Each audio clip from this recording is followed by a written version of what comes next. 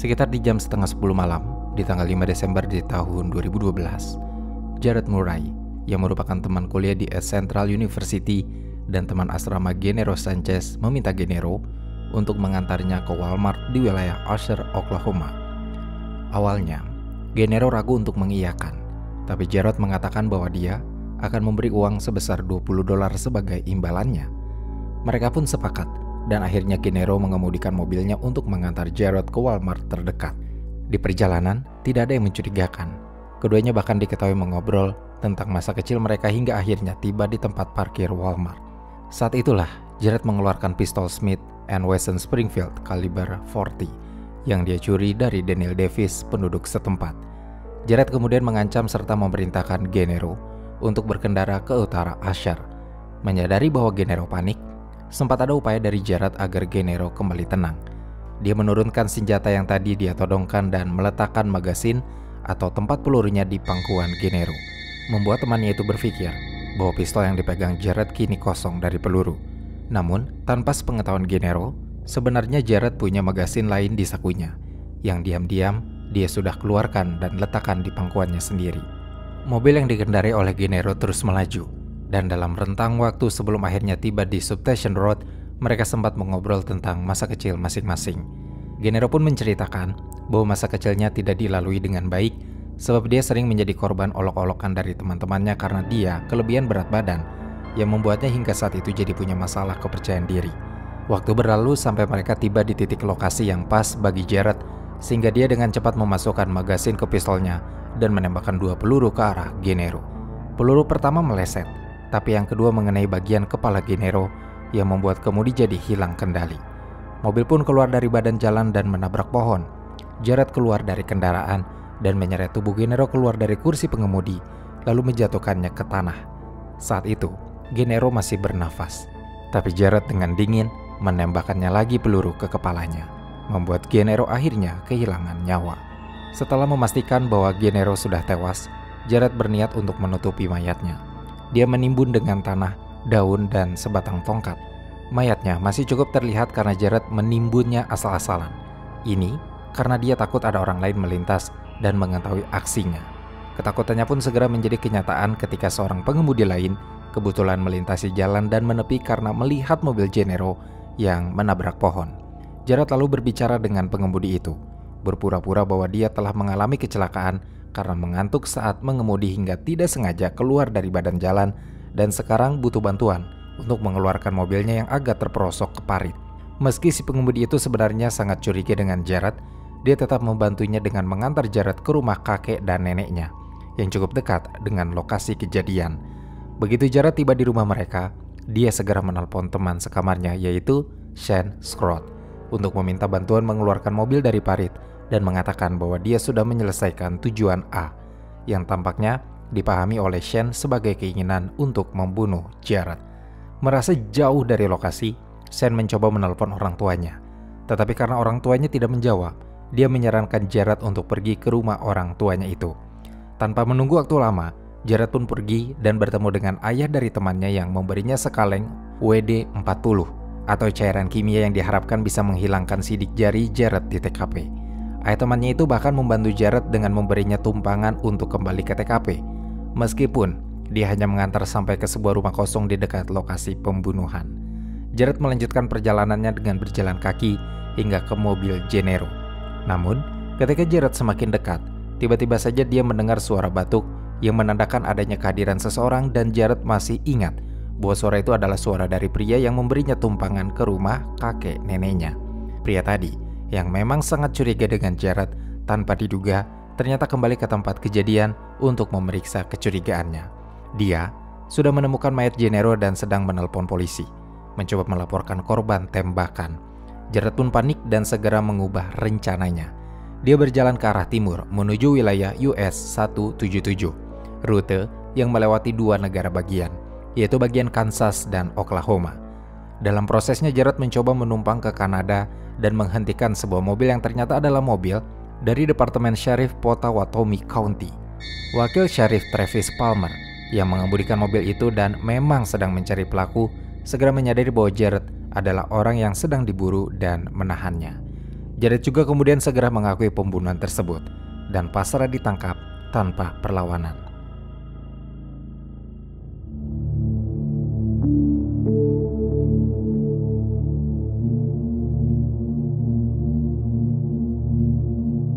Setelah Jared tertangkap, pemeriksaan latar belakangnya mengungkap suatu keanehan.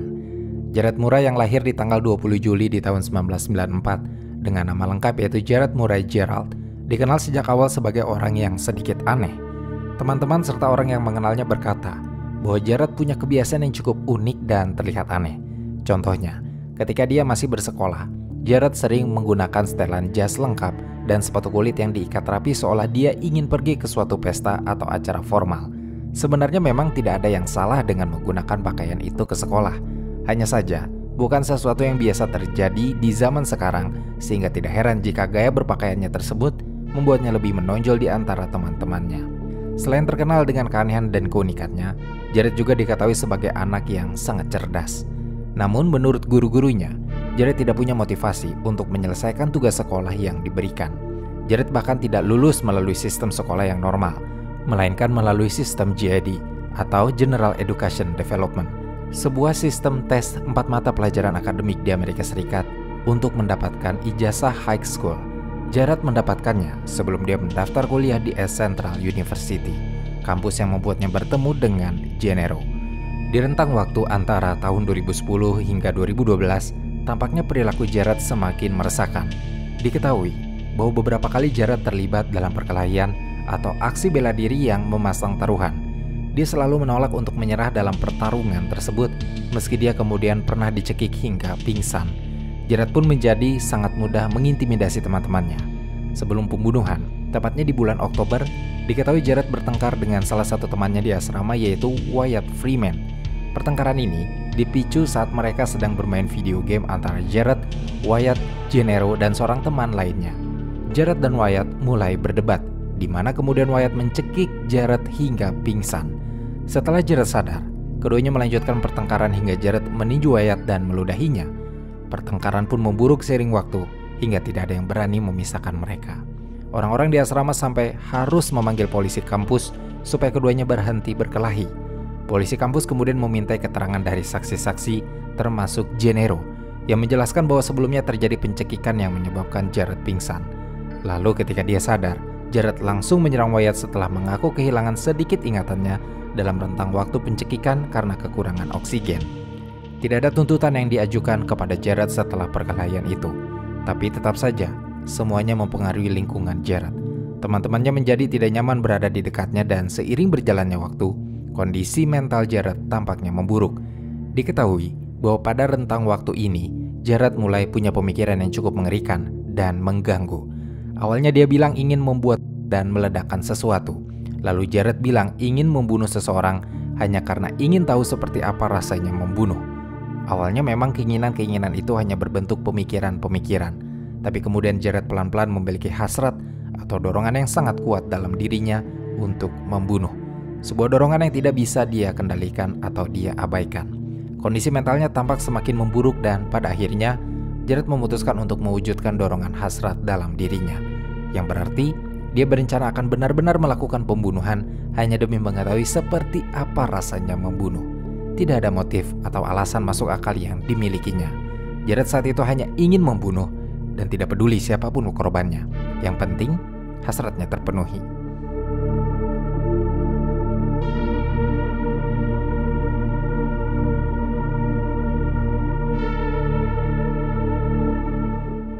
Sekarang, mari kita bicara tentang korban. Seorang pria muda bernama Gennaro Sanchez yang lahir pada tanggal 7 Agustus di tahun 1994 di kota McAlester, Oklahoma. Dia berasal dari keluarga yang harmonis. Ibunya adalah Gina Waldrop dan ayahnya Marcos Sanchez. Gennaro sendiri tumbuh besar di kota kecil bernama Stuart, di mana dia menempuh pendidikan di sana sampai berhasil menyelesaikan pendidikan sekolah menengahnya pada tahun 2012. Semua orang yang mengenalnya menggambarkan Gennaro sebagai seseorang dengan kepribadian yang menyenangkan, sangat penyayang, dan sangat positif. Dia juga merupakan siswa yang berprestasi dan punya sederet penghargaan atas prestasinya di bidang akademis. Di luar sekolah, Gennaro adalah pria yang cukup fleksibel dan punya banyak kegemaran. mulai dari film, musik, dan olahraga. Dia pun mudah bergaul dengan orang lain. Ketika lulus dari sekolah, Gennaro langsung memilih untuk melanjutkan pendidikannya dengan mengambil studi teknik, yang memang sudah menjadi salah satu kegemarannya. Dia masuk ke East Central University yang berada di wilayah Ada, Oklahoma. Lokasinya sekitar 30 mil dari wilayah Asha. Di kampus inilah kemudian Gennaro bertemu dan berteman dengan Jared, yang berada di jurusan serta gedung asrama yang sama dengannya. Mereka tidak begitu akrab, tapi sebenarnya cukup sering bertemu dan sesekali mengobrol. Sebenarnya, banyak orang yang memang membatasi diri untuk berinteraksi dengan Jared. Mungkin Gennaro pun salah satunya.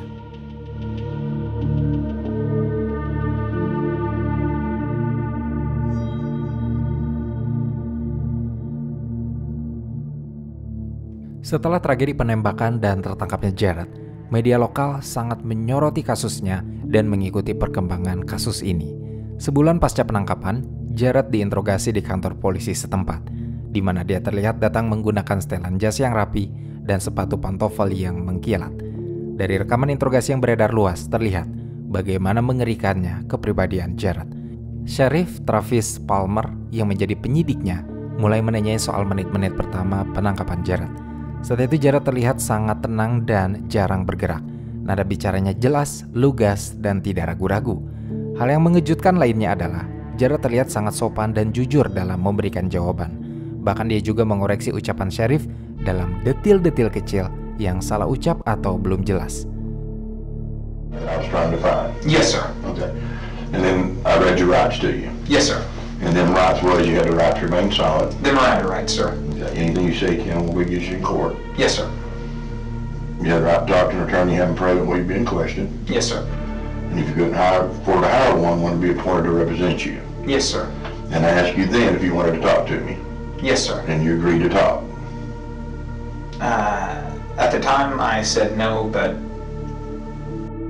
Perilaku yang ditunjukkan olehnya selama interogasi bukanlah perilaku yang biasa.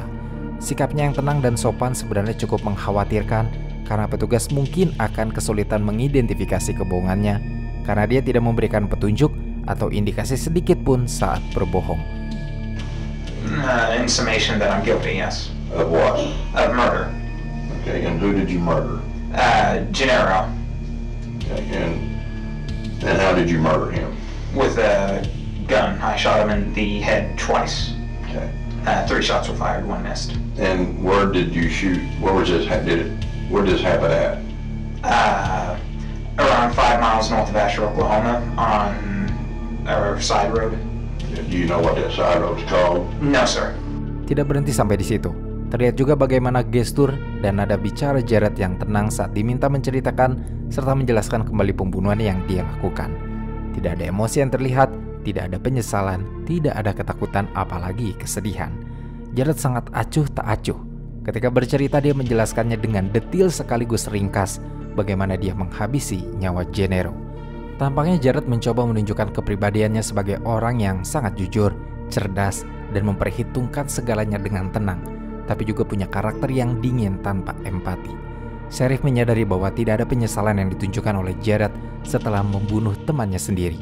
Ketika Sheriff Palmer mulai meminta informasi dasar tentang Jared serta sedekat apa sebenarnya dengan Gennaro, terlihat bahwa tidak ada perubahan sikap sama sekali. Dia tetap dingin, lugas, tanpa empati. Jared mengaku bahwa dia bertemu dan mengenal Gennaro setelah mereka secara tidak sengaja dan tanpa direncanakan bertemu di salah satu kamar asrama teman mereka yang sama dan bermain video game. Di menit-menit saat Jared mulai menceritakan bagian yang bisa dibilang mengerikan, ada jeda sekitar 12 detik yang terasa sangat hening dan menegangkan. So he took you to Walmart? Yes, sir. And did you both go in? No, we did not go in, sir. And why not? We pulled into the parking lot, then I pulled the weapon on him and demanded that he take me to Asher, Oklahoma, sir. And why did all of a sudden did you decide that you needed to go to Asher?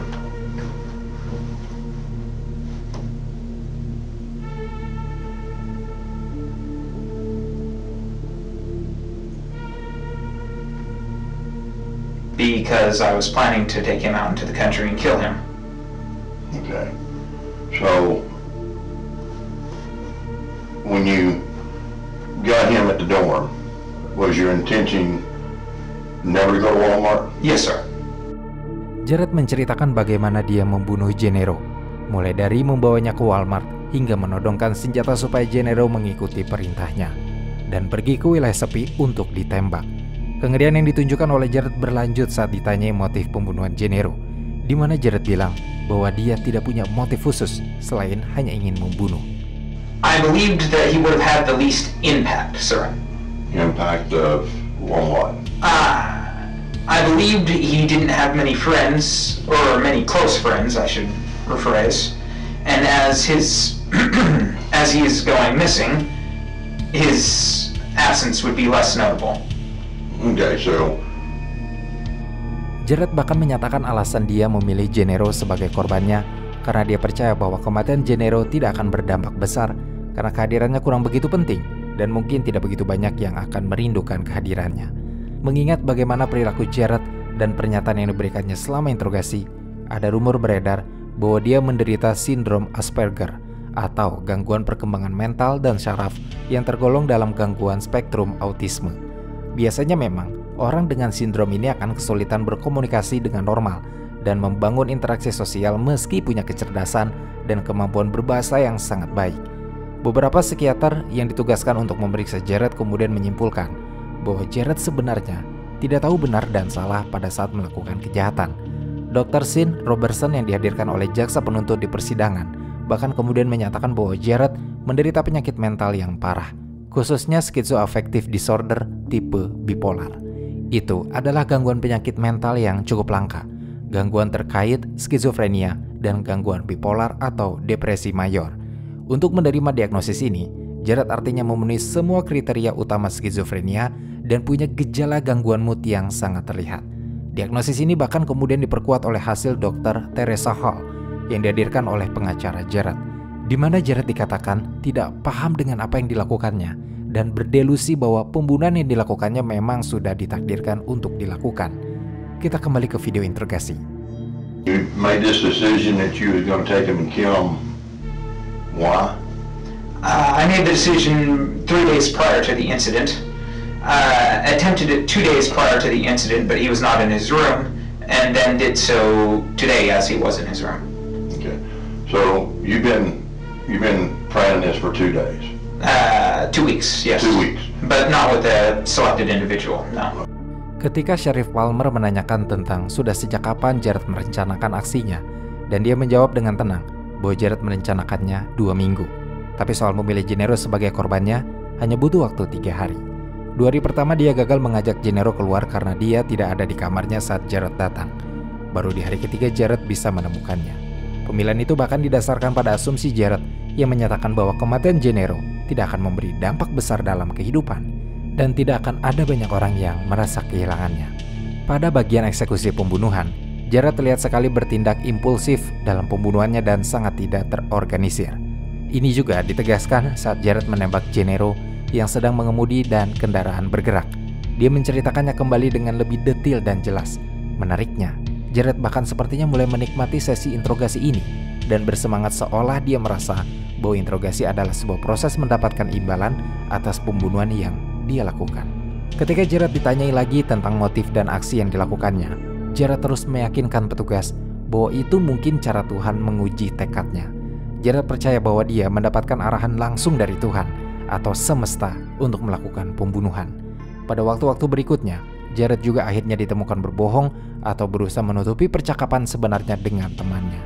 Karena sebenarnya saat dia bercerita soal menarik mobil dari parit, dia juga bilang pada temannya yang bernama Shane bahwa dia sudah menyelesaikan tujuan A. Jared bahkan kembali berbohong dengan mengatakan bahwa dia datang ke rumah orang tua Shane yang tidak menjawab telepon dengan berjalan kaki dan mencuri WD-40 dari rumah Shane karena ayah dan ibu Shane masih tertidur. Mungkin sulit awalnya menyadari bahwa Jared berbohong karena sikapnya sama sekali tidak berubah. Dia tetap tenang dan komunikatif seperti di awal. Namun ketika ditelusuri lagi, faktanya adalah Jared malam itu bertemu dengan ayah Shane yang memberi Jared sekaleng WD-40 dan kemudian mengantar Jared kembali ke dekat TKP sehingga Jared bisa segera menghapus sidik jarinya dari mobil. Sebenarnya, tindakan Jared yang berbohong dalam bagian interogasi ini menunjukkan dia berusaha melindungi temannya dan ayah temannya dari keterlibatan kasus. Justru, sikapnya ini membuat dia tidak bisa dikatakan sosiopat. karena Jared masih menunjukkan kepeduliannya terhadap orang terdekatnya. Jadi, untuk persoalan kepribadian, jelas bagi Jared bahwa dia bukan tipe orang yang antisosial. Meski dia masih bisa terindikasi memiliki gangguan mental yang parah seperti hasil diagnosis para ahli yang telah memeriksanya, dalam potongan rekaman interogasi yang lebih panjang, terlihat bagaimana Jared berusaha untuk menjelaskan kembali situasi yang sebenarnya, termasuk soal dia yang mencuri pistol dari rumah temannya. Tapi dia tidak dapat menjelaskan dengan baik bagaimana dia bisa mendapatkan amunisi untuk mengisi pistol itu dan tampak menolak memberitahu dari siapa Jared membelinya. Sheriff Palmer sempat keluar dari ruangan interogasi untuk waktu yang lama, tampaknya mengecek kebenaran dari apa yang dikatakan oleh Jared. Menariknya, selama itu juga Jared hanya diam saja di ruangan. Tidak ada pergerakan yang mencurigakan atau aneh. Dia juga terlihat tenang dan terkendali. Okay, Jared. I got a couple of things. I really need to tie down. Yes, sir. Setelah Sheriff Palmer masuk kembali ke ruangan, dia mengatakan bahwa petugas tahu dia berbohong soal mendapatkan WD-40 dan tanpa dipaksa akhirnya Jared menceritakan versi yang sebenarnya. Mulai dari pertemuan dengan ayah Shane dan cerita sesungguhnya yang dia jelaskan kepada ayah Shane. Jared tidak cukup ahli berbohong, tapi nyatanya dia tetap percaya diri pada kebohongannya dan cukup cerdas membaca situasi karena Jared meyakini bahwa kebohongannya tentang orang tua Shane terbongkar. Itu artinya polisi sudah menanya ayah Shane dan dia sudah menceritakan versi yang sebenarnya. Jadi, Jared kemudian menceritakan versi aslinya, di mana dia diberikan WD-40 dan diantarkan ke rumah kosong di dekat TKP. Pada sesi interogasi yang sama, sebelum jeda istirahat, Jared menceritakan hal-hal lain seperti percakapan terakhirnya dengan Gennaro sebelum dia membunuhnya, serta soal kehidupan pribadinya sendiri yang memang cukup mengejutkan karena Jared tidak memiliki rekam jejak kriminal dan tampaknya hampir tidak terlibat masalah, kecuali saat mulai berkuliah dan tinggal di asrama. Jared juga bahkan belum pernah membunuh binatang sebelumnya. Namun, mengejutkannya dalam rekaman interogasi adalah Jared kemudian mengaku bahwa dia sama sekali tidak menyesal atau merasa bersalah karena telah membunuh. Dia hanya sempat sedih karena tertangkap dengan cepat. Tapi kesedihannya berkurang karena dia senang ditangkap oleh seorang sheriff, bukan oleh orang biasa. Dan dalam sesi-sesi berikutnya, Jared terus menjawab dengan baik dan terkoordinasi. Lalu, dia akan terlihat berdiam diri dalam sesi istirahat tanpa melakukan gerakan yang mencurigakan sama sekali.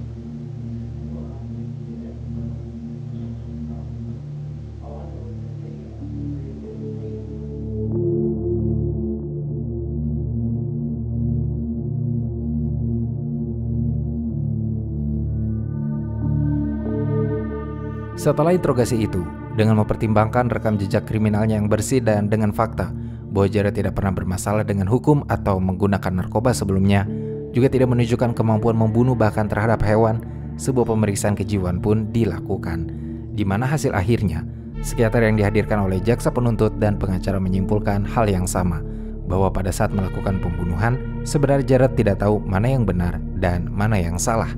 Dari kesimpulan ahli ini, Jared akhirnya dinyatakan tidak bersalah karena alasan kegilaan.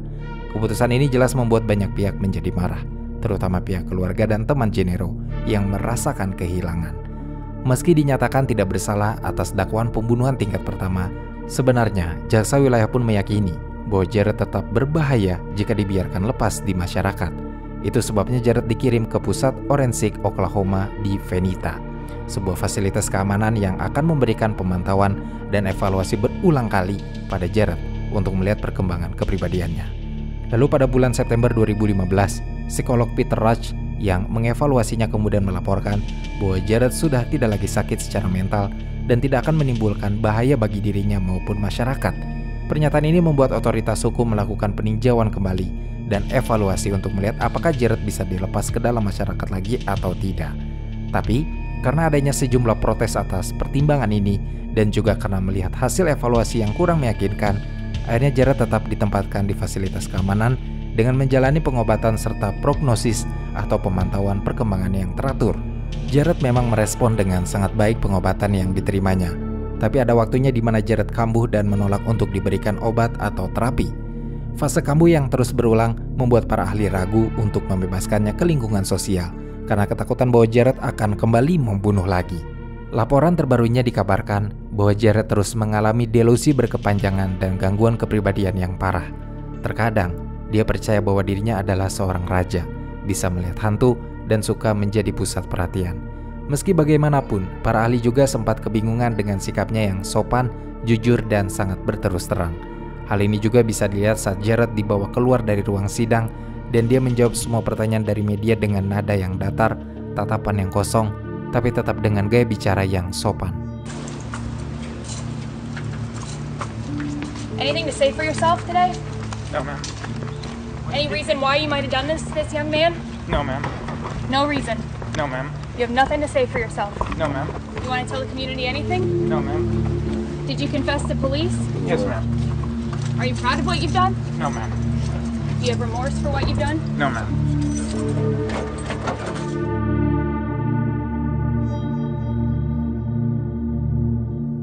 Pada akhirnya, meski ibu dari Gennaro menginginkan hukuman mati terhadap Jared, tapi hal itu sepertinya akan sulit terwujud meski segenap upaya dan dukungan telah diberikan oleh komunitas setempat yang bersimpati dalam kasus pembunuhan Gennaro ini. Banyak orang yang mengaku kehilangan sosok Gennaro. Bahkan saat pemakaman ada ratusan orang yang hadir untuk memberi penghormatan terakhir.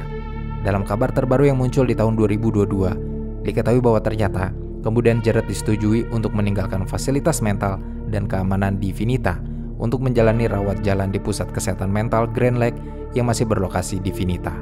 Selebihnya, dia akan kembali ke masyarakat. Tercatat bahwa Jared akan menjalani perawatan ini selama 6 bulan dalam pemantauan dan tidak boleh menunjukkan tindakan agresif atau perilaku kekerasan selama waktu-waktu tersebut.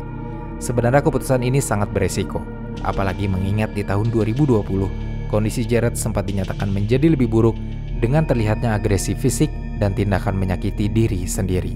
Serta dia juga diketahui gagal menghadiri 3 sesi kelompok psikologi.